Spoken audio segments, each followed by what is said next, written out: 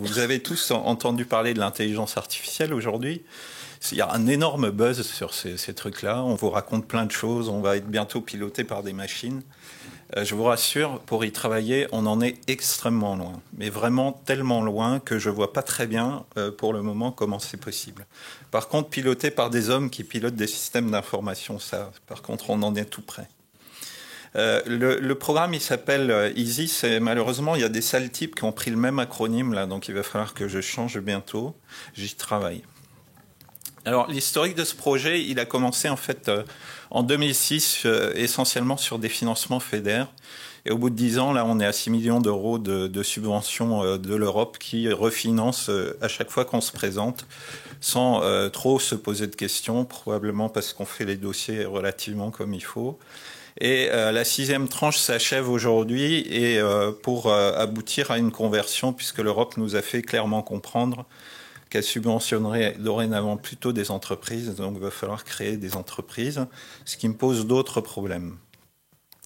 On a commencé aussi un travail collaboratif après avoir longtemps travaillé tout seul. Aujourd'hui, je peux dire que ce travail, il a commencé. Il a commencé avec l'hôpital de la Pitié-Salpêtrière et puis avec l'hôpital Sainte-Justine de Montréal. Et il commence au mois d'avril avec les usines d'Assaut Aviation à Paris. Pour ce qui concerne ce projet, il est basé essentiellement sur l'environnement de réanimation, mais il peut s'appliquer à plein d'autres domaines qui sont lourdement monitorés. Là, je vous ai montré une chambre de réanimation avec un de nos clients habituels, qui est un motard, et qui, là, est dans une situation de dépendance extrême, puisqu'il est ventilé par l'appareil. Alors, je ne sais pas si j'ai moyen de le flécher, là. Ici, vous avez un respirateur, vous avez le moniteur que vous voyez dans Urgence régulièrement, et puis vous pouvez avoir des tas d'appareils qui sont disposés autour du patient en fonction des besoins. Ici, sur la droite, là, c'est un Doppler transcrânien, donc qui mesure le flux sanguin dans les artères cérébrales et qui nous permet de voir si le malade est encore vivant ou si, au contraire, il est en état de mort encéphalique. Vous avez autour de ces patients donc tous ces appareils qui sont tous des appareils qui possèdent leur propre système d'information, qui, comme il se doit, n'est pas compatible avec celui du voisin. Et il s'agissait pour nous de récupérer ces informations et d'essayer de les intégrer pour les utiliser de manière à améliorer le suivi et la sécurité et la prise en charge de ces patients. Vous avez autour du patient aussi une jeune femme là, qui est une infirmière, qui fait un certain nombre de choses et les informations sur ce qu'elle fait ne sont pas rentrées automatiquement. Donc on a développé tout un système qui permet d'une part de récupérer les informations des appareils d'environnement du patient, mais également quelques informations d'environnement humain, si j'ose dire. Pour faire ça, en 2006, il a fallu acheter des grosses machines avec un investissement qui avoisinait 2,5 millions d'euros. Et vous avez derrière moi ce qu'on appelle un supercalculateur. Alors, c'est pas tout à fait les mêmes ordinateurs que ce qu'on a. Il y a beaucoup de place pour mettre des données. Et puis, vous avez de ce côté-là toute une partie qui sert à faire du calcul intensif. Pourquoi ? Parce qu'on récupère énormément de données. Pour vous dire, on prend des données toutes les secondes et puis on va prendre 450, 500, 600 paramètres à la seconde pendant 2 semaines, 3 semaines et ça finit par faire des fichiers extrêmement volumineux. Et si j'essaye de les utiliser sur les ordinateurs qu'on utilise à la maison, vous avez un écran bleu puis il ne se passe plus grand-chose. Alors, on est obligé d'acheter pour ça des calculateurs, là, dont le métier, c'est vraiment de calculer. Et vous voyez que ces espèces de pizzas verticales, là, chaque fois que vous avez 150 000 euros, vous pouvez en rajouter une, puis 2, puis 3, puis voilà.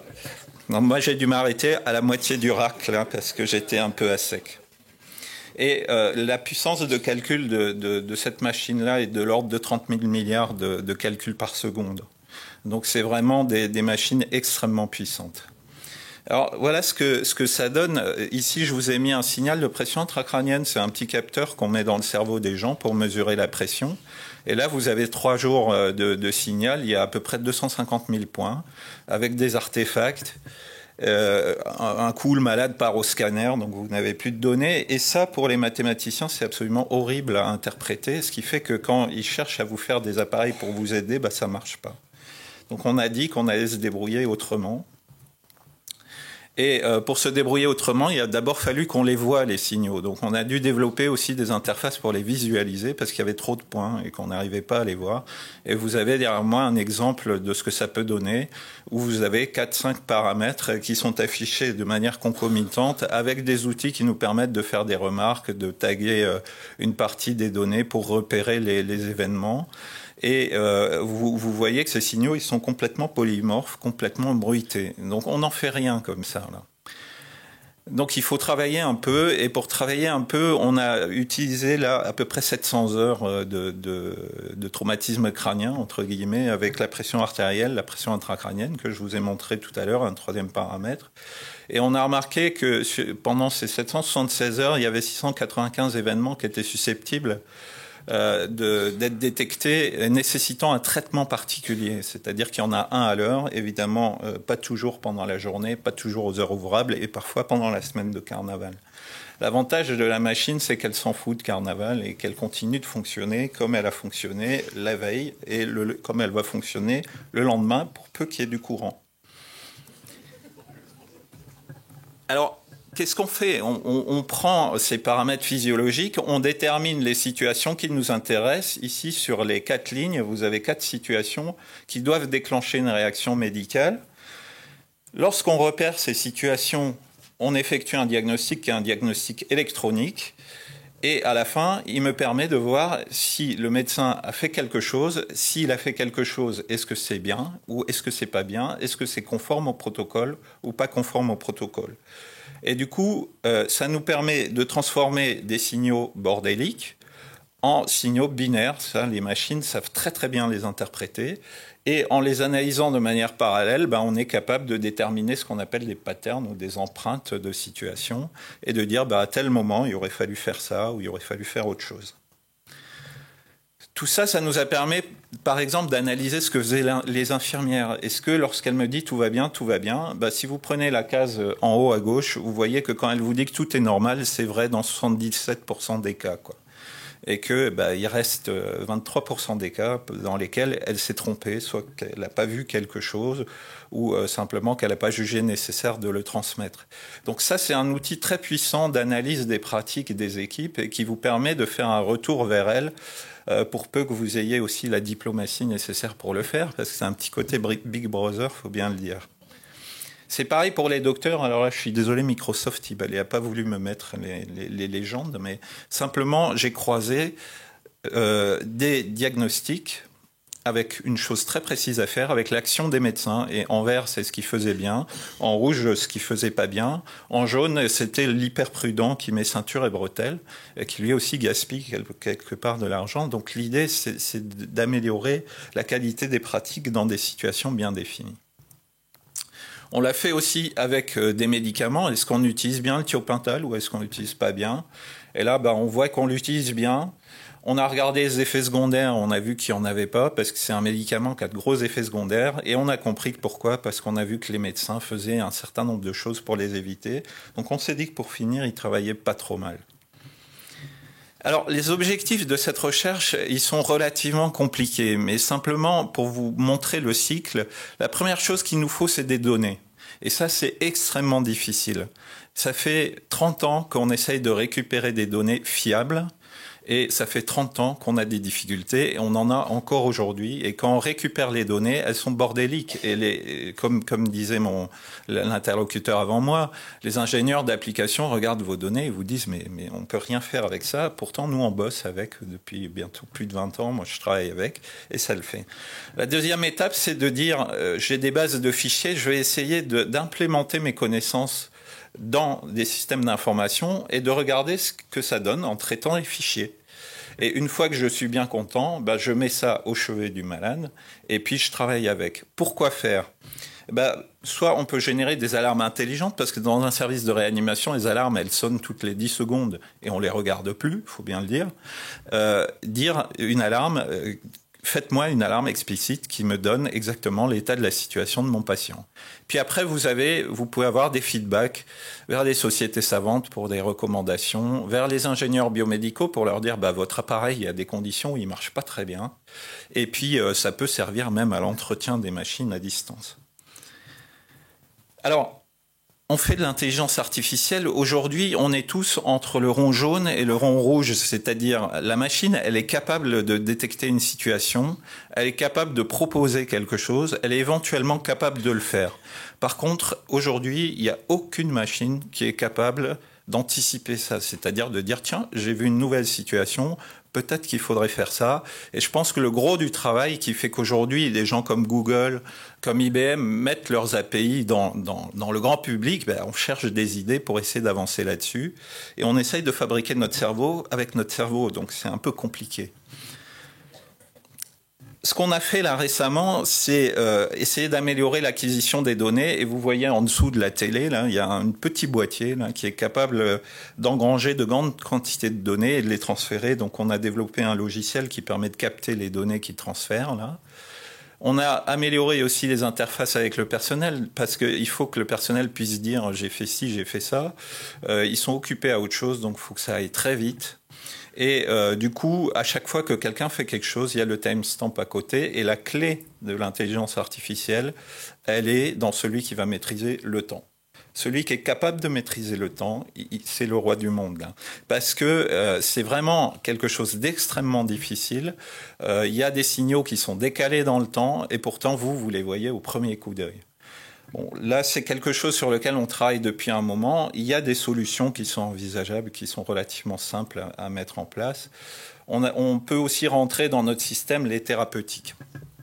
Donc, on peut faire des protocoles pour analyser l'effet d'une thérapeutique ou l'effet d'une pratique. Quand on est docteur, normalement, on travaille avec ça s'appelle un protocole. Eh ben, nous, on s'est dit, on va faire des protocoles. Et donc, on a développé un logiciel qui vous permet de faire vos protocoles. Ça, c'est un programme informatique. Vous le faites, vous tirez des traits entre vos données qui rentrent dans la machine et un certain nombre de processus. Le processus qui se trouve dans le petit cadre, là, il vous donne un diagnostic instantané. Et derrière, vous avez tout un réseau qui vous dit, le diagnostic instantané, là, il dure depuis plus de 5 minutes, peut-être faudrait se réveiller, là. Il y a quelque chose dans ce qu'on observe qui nécessite du temps. Et la contrainte en face, c'est est-ce que j'ai le temps de faire le diagnostic pour pouvoir réagir? Si, par exemple, je vois des phares d'une voiture arriver et que je ne sais pas que c'est une voiture, je me fais écraser. Et en physiologie, c'est pareil. Si vous n'avez pas d'oxygène pendant un moment que vous ne le voyez pas, vous êtes mort et le problème est réglé. Donc vous avez toujours cette balance à équilibrer entre ce que vous observez et les réactions que vous devez avoir. Alors on en a fait plein des petits protocoles comme ça. Celui-là, il vous détecte un événement, il vous dit il a commencé à telle heure, il a duré tant de temps, il s'est fini à telle heure et c'est le énième de la journée. Donc on peut aussi avec ça faire du rétrospectif, c'est-à-dire dire aujourd'hui pour tel patient voilà ce qui s'est passé et on peut le faire pour des tas de situations. C'est un outil qu'on peut réutiliser pour n'importe quelle situation. Et donc, on est en train de faire une banque d'outils comme ça. Voilà le truc qui te sert à savoir combien d'événements tu as eu pendant la journée ou ton bilan quotidien. Tu peux l'avoir, le bilan de 24 heures, le bilan de l'hospitalisation de ton patient. Il suffit de paramétrer ces outils comme il faut. Et l'idée, c'est de les mettre à disposition des gens et de les aider à faire leur programme. Une fois que vous avez fait votre petit dessin, vous cliquez sur un bouton et ça génère ça. Ce qu'il faudrait écrire à la main si vous étiez informaticien. De soi que c'est pas trop mon métier là. Et le programme, il est très long. Et quand on regarde de près ces programmes, je vous ai mis juste un exemple là, mais si vous regardez bien, vous avez une rangée de transistors là. C'est des systèmes qui servent à synchroniser ces réseaux. Alors, je ne peux pas rentrer dans des explications compliquées, mais simplement quand vous voyez un transistor, ce transistor-là, vous pouvez le graver dans du silicium. Et donc, le programme qui est là, vous pouvez le graver dans du silicium. Le jour où vous êtes content de votre programme, vous faites une puce, et puis je vais aller voir GE, je vais leur dire j'ai une puce là qui fait ça. On n'en est pas encore là, mais pas très loin. Dans les outils qu'on a aussi, une fois que j'ai fait mon petit dessin, je clique sur un bouton et je peux dérouler mon programme avec des données, regarder s'il est bien ou pas bien, le modifier si ça me plaît pas, et puis je l'enregistre une fois que je suis content. Alors les étapes à finaliser pour le moment, c'est de mettre ces petits programmes en ligne. C'est-à-dire, une fois que je suis content de mon petit programme, là j'ai plus besoin du supercalculateur, j'ai juste besoin d'un ordinateur standard et je le mets en stand-by et il fait ses calculs à la volée et puis il vous sert les résultats et il pèse 15 kilooctets, 150 kilooctets, c'est-à-dire que dalle.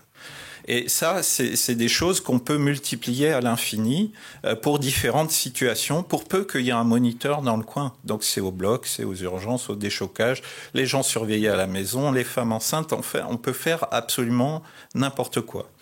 L'étape qu'on aimerait aussi avancer, c'est l'intégration de certaines API qui sont fournies par des grands distributeurs, notamment IBM, et on est en train de voir si on peut intégrer des algorithmes dits de deep learning, donc d'auto-apprentissage, de manière à essayer de voir ce que ces algorithmes font dans la vraie vie, là, parce que pour le moment, moi, ce que j'ai vu, c'est que quand ils voient le visage de face, ça le fait, mais quand on tourne ça comme ça le fait plus, quoi.